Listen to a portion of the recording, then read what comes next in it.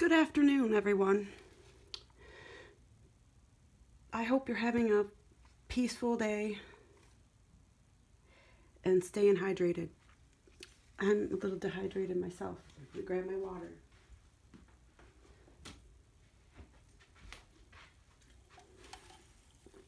I'm drinking bubbly. Alright, so I'm back with some shadow secrets for you. And I'm Sean. So yesterday, I think it was yesterday, I posted a reading about harnessing the energies of the new moon. And I was really stabby about a lot of things towards the Father of Swords energy. And I said I was going to meditate on it and determine my powerful intent for the new moon and do my new moon ritual and set an intention. And I did an offering and create an actual talisman sacrifice with a sigil on it that I'm sacrificing a burden that I no longer want to keep up to Hecate today at a crossroads of water and earth. So that's what I'm going to do today. But I was going to keep this reading to myself because I was like, no, this is really just for me last night. But it really ties into the readings that I was doing before. And so anyone that's following along, or if you feel like any of this is playing out for you, I figured, it's worth giving a quick run through and just going through the cards real quick to say how this is developing, because I've sort of done a little bit of a 180 on my Father of Swords energy interpretation for myself since last night.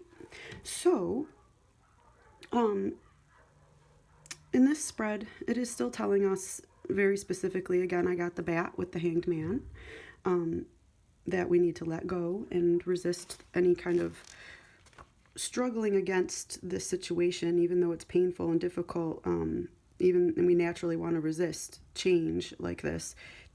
If you're experiencing these types of changes in your life, then we need to find that stillness, open your eyes, and use this new perspective to learn something. And you're stuck here either way, so you have to use this time to learn. And the best way that we can do that is with the Ace of Swords. Says we need to develop our mental clarity and truth. And when you clear your mind, your thoughts will become more precise, and it's a great time to make those decisions you've been putting off. So it's a time of reflection, and it's a time of examining those parts of our lives that we've been neglecting for a long time, and a lot of us are getting that time to do that right now. So the highest path, or what is the path that is in line to our highest selves, we get the Daughter of Cups card. And the Daughter of Cups is a creative, romantic soul who makes rainbows. And it's a very feminine energy that is sensitive to the environment around her. And so the path to our highest good, though, is through our romantic, artistic, and creative abilities and working from our heart space. So that's going to be the world that we want to create, and the path that we want to take is going to be through that heart space. We're still being blocked, though, with the Two of Swords. So we're still experiencing a lot of blockage from creating this world, or just flowing from our heart space, and, not being overtaken by other emotions or other currents that are happening around us. We're being blocked either externally or internally, and mostly that Two of Swords is pointing to an internal blockage and struggle. So again, just going back to the Ace of Swords, the best that we can do is try to clarify our own mental and path. So we got the Two of Swords here blocking us, and then I have the Eight of Swords and the Eight of Cups. And the Eight of Swords is reiterating, we get the three same messages basically in a row. The Eight of Swords saying that we feel powerless and trapped surrounded by obstacles and threats on all sides, playing the victim or feeling like you're the victim and you see no way out or any available choices. This is your perception that's keeping you from opening your wings and taking flight. Is it you or others that's holding you back? So that's something you can meditate on. Is it you or is it really your outside circumstances? Again, it's pointing more towards your perception of things because you're stuck here either way. So you have to take this time to learn and be able to generate that heart vibe, and free yourself from that mental prison of feeling trapped and like you have no options. The Eight of Cups now right next to it, because I was just like, really? Like, I need more clarification, and it's giving me all the same messages. Stagnation and ill health. The Eight of Cups actually sends an urgent message to pack your bags and move on. There's no hope of rekindling what's been lost. So, I mean, that's just saying we can't go back to, some of us, exactly the way things were before. Things are going to shift and change. And we can't keep thinking about getting back to exactly how it was. It has to move forward. You have to start anew. And this card points out to phases of illness and physical stagnation. The message couldn't be more clear. Nothing good remains for you here. Lift your eyes to the horizon and let your feet lead you forward. So it's a strong message that, we have to get the fuck on and leave the stagnation and,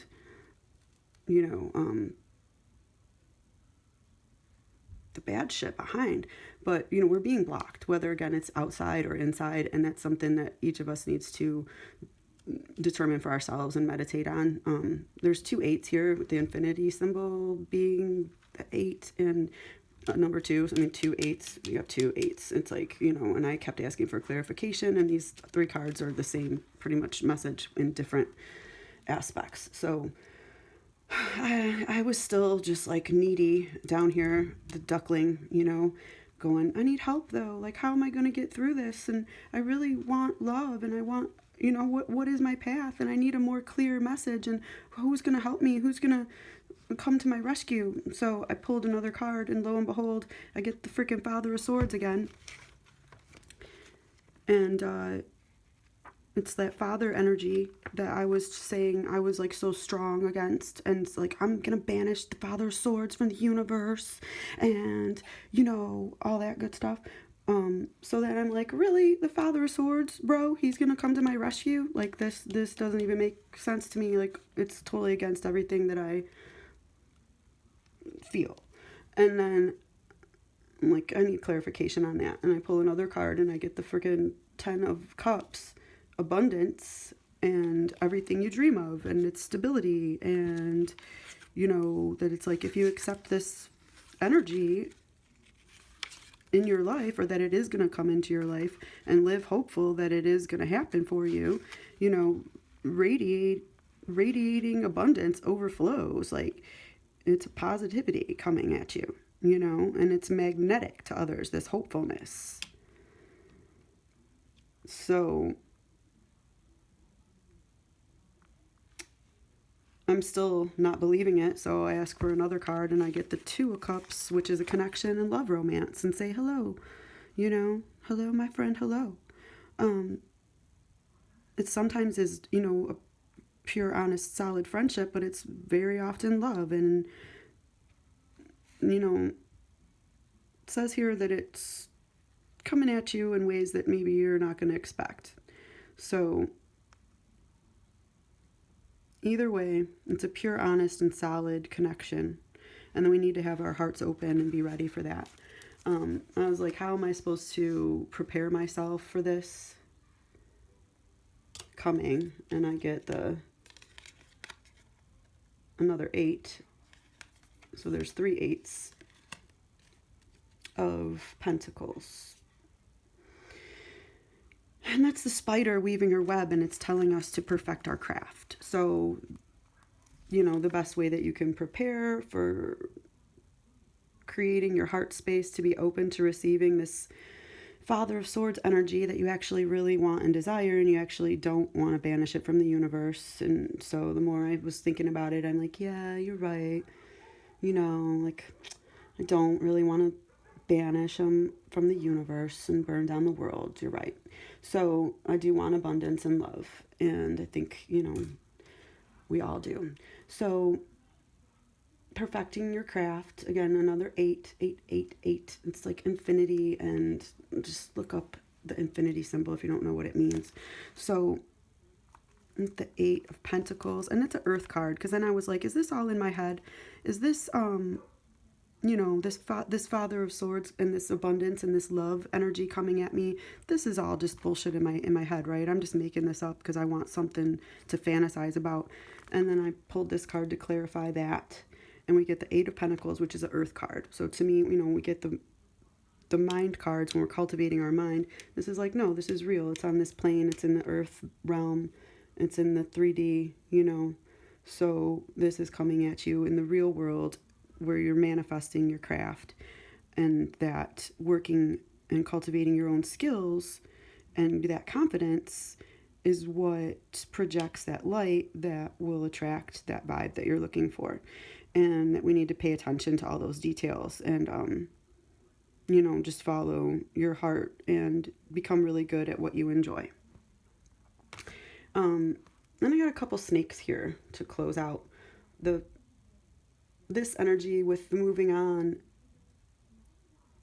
I feel is separate from this like love energy kind of. It's moving on, but I mean, like, it's kind of, these are two different male energies here for me. This Father of Wands came out now, and if you were watching any of my other readings, it's all been very feminine based cards for the most part, except for the Father of Swords popping up.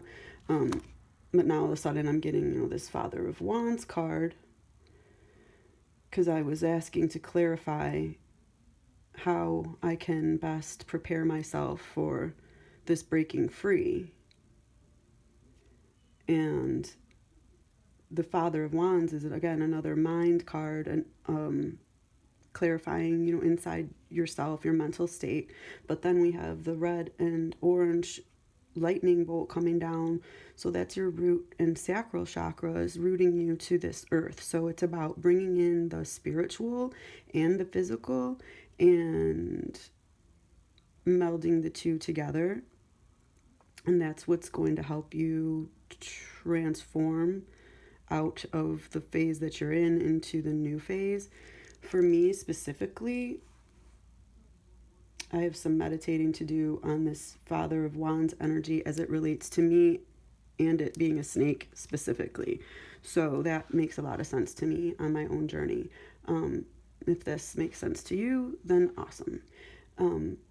But he's coming with knowledge and wants us to connect to his power and realize that we do have a loving male yang energy out there that wants to connect with us. And so that was the main message that I wanted to receive for myself, and I wanted to get across to the energy collective, anybody that's on this same trip and was feeling super desperate about love and feeling the same stabby way about this Father of Swords energy. And meditating is really what's been getting me around to these thoughts and being able to open up to the fact that I do have a loving male presence watching over me and trying to help me download messages from higher realms and integrate them into my physical body so that I can heal and know that this type of balance with the yin yang is possible for me. So not to give up, not to want to banish, and not to want to, be vengeful and like destroy. And I'm working on my craft. On the bottom of the deck, then we just get the Son of Wands. So it's another snake, and it's a more immature aspect of this Father of Wands card. And it's a different energy kind of coming in and looking at the Daughter of Cups duckling. She's a swan. But the Son of Wands is a little bit less. This guy's really like stable And this one's a little bit more slippery. So even though he's got like a charming and adventurous energy around him and says all the right things and comes through like the white knight, it might still have, it's still going to have challenges, and you have to trust your instincts. So perfection is an illusion, is all this wants to tell us. People aren't perfect, so even if you get into this, you have to keep your